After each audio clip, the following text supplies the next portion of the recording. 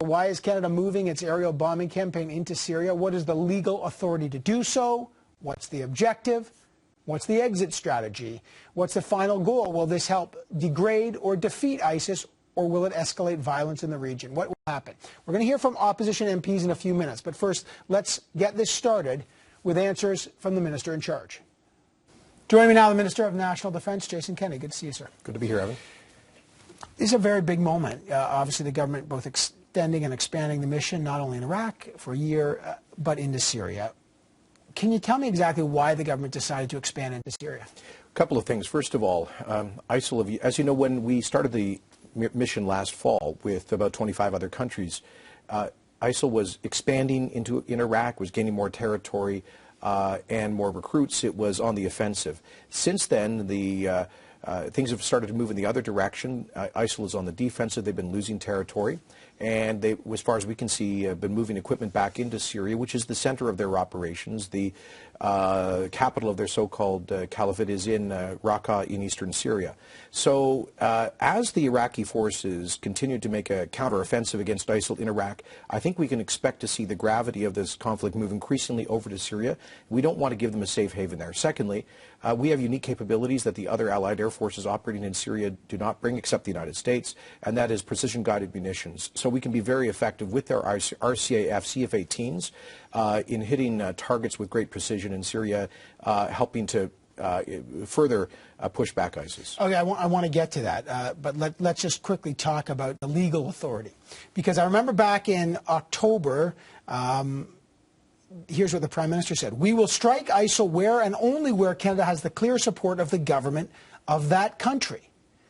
Now, do we have the support of the Assad regime? What's the legal authority to go into Syria? As the Prime Minister said in the House of Commons today, we've changed our approach. We don't believe that we're going to get, nor are we seeking, the approval of Bashar al-Assad. We are there on the same legal basis that the United States is, which is that we are operating against ISIL at the invitation of the sovereign, democratically elected government of Iraq. And the invasion of their territory by ISIL was staged and continues to be staged out of Syria. It is clear that the Assad regime is either unwilling or incapable of addressing that threat to its neighbor out of eastern Syria, and that gives Iraq and countries supporting it every legal avenue to attack ISIL in Syria. And I understand that justification. But if, for example, ISIL, as you first argued, is being pushed out of Iraq and they're taking safe haven or haven in Syria, does your legal authority, if it doesn't pose a threat to Iraq after, you can guard the Iraqi border, does that legal justification extend to then continue to cross a border without the invitation of the Assad regime and go in and attack them? Well, we're a long way from that hypothesis. First of all, Evan, they still control a huge chunk of Iraqi territory, including Mosul, the second largest city, population of over 1 million people. We see some counteroffensives in Iraq. We hope that will pick up momentum throughout the course of the year.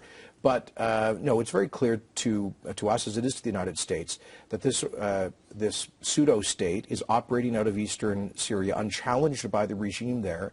This is an organization, well, by the way... They're being challenged. I mean, there's a genuine fight between the Assad regime and ISIS right now, which is why, the opposition's accusing you of now being de facto allies with the Assad regime, because ISIS is very much trying to destroy that regime.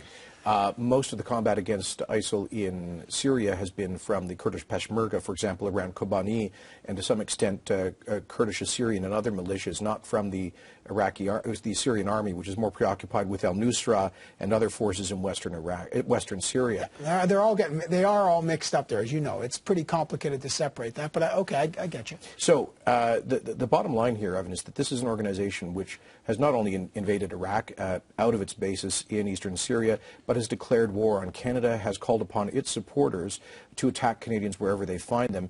It poses a risk to our own security as well as that of countries in the Middle East. All right. There's lots to get at. What's the objective then? At first it was to degrade, then it was to contain. What is it now?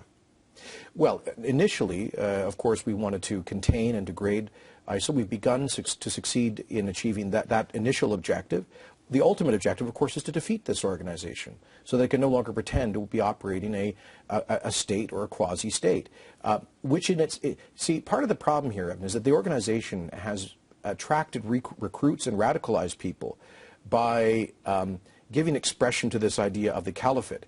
We think it's hugely important to demonstrate to individuals who might be susceptible to radicalization that it isn't really a caliphate, that it's actually a losing force. Okay, so I'm just trying to get, because these are the words that will matter. It's not just to degrade, it's not just to contain. Ultimately to defeat, of course. Okay, ultimately to defeat. So now let's say Canadian forces are in Syria and they're in Iraq. Then what happens? So that's the goal. What's the exit strategy? How do you envision defeating ISIS, and then what happens? Well, look, I mean, these are failed states, Syria. As I said, the Assad regime is clearly either unwilling or unable to contain the threat of ISIL in its own territory. And so our mission in the next year will be to continue to degrade and contain ISIL, make sure they don't gain more territory. Hopefully, we'll see Iraqi security forces on the ground begin an effective counteroffensive.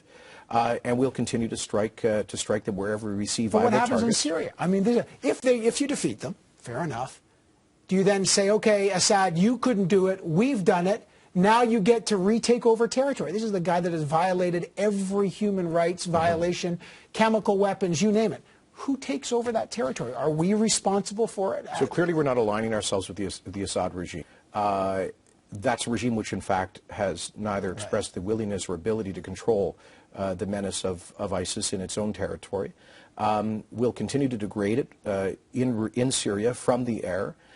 We hope that Iraqi security forces will, as I say, launch a ground counteroffensive larger than the one that's already underway around Tikrit, and that will put ISIS back on the defensive. Now, I don't have a crystal ball to tell you exactly how this is going to end, but I can tell you that Canada has a responsibility to play a role with 20 other like-minded countries in degrading this organization, hopefully leading to its defeat. Not knowing how it's going to end, if it is critical, because people talk about an exit strategy. Who takes over the territory after? The lesson of Libya was, sure, you can knock out the Gaddafi regime, but even General Bouchard, everybody has said the lesson of Libya, let alone Afghanistan, has been, you break it, you bought it.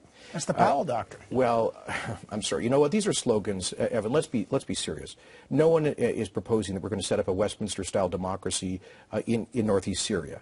What we're trying to do is to degrade and ultimately defeat a vicious genocidal terrorist organization that has occupied an enormous part of Iraq, that was well on its way to actually creating a de facto state with enormous resources that would pose a very serious risk to the Middle East by projecting that violence around the world. That's the threat that we're dealing with. I agree, but your diagnosis may be well correct.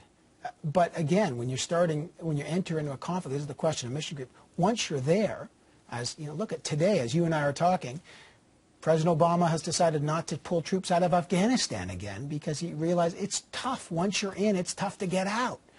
Now, let me just talk about Canada for a minute.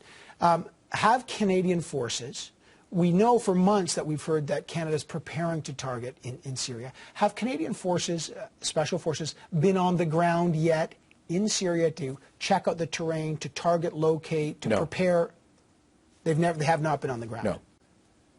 No. No Canadian have we had any flights over the border to go into Syria to look at target location? We've had no RCAF military operations in Syria. We are giving the orders this week to the RCAF to expand their operations into Syria. Obviously, they will be, our commanders based in Kuwait will be cooperating with the Allied Air Command and Control led by the United States to identify targets that we will then hit. But we have not been operating in Syria. All right. Target location. You say that we're good at precision-guided targeting.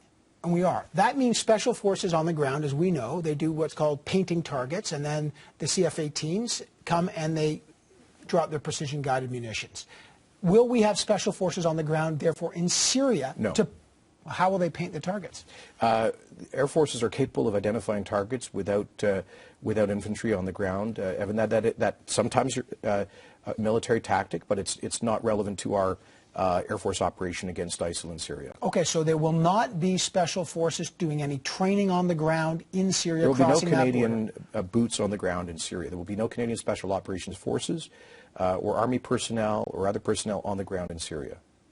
Okay, for the entire year. They won't be there to target, they won't be there to paint targets. Our mission has effectively two dimensions. One, the Royal Canadian Air Force, 6 CF-18s, 2 Aurora surveillance aircraft, which are recently modernized, and a Polaris refueling aircraft, flying support missions. That's the commitment we currently have, 600 personnel supporting those aircraft and their crews out of Kuwait. That will continue. It's not being expanded. Right. Plus approximately 69 Special Operations Force operators in and around Erbil in the advise and assist training mission for the Kurdish Peshmerga. Could that, over the year, could we increase our capacity, number of CF-18s, number of special forces? Could that increase? That's not our plan. The cabinet has considered the options. We've committed to this element of force for both the RCF and the Special Operations Forces and no increase. All right. You know, President Obama, when he was talking about going into Syria, he imagined circumstances, for example, if a helicopter went down or a plane went down, would they send special forces to go into Syria? He said yes. On those no, of course. If a Canadian pilot was shot down over Syria, could we authorize special forces to help extract someone?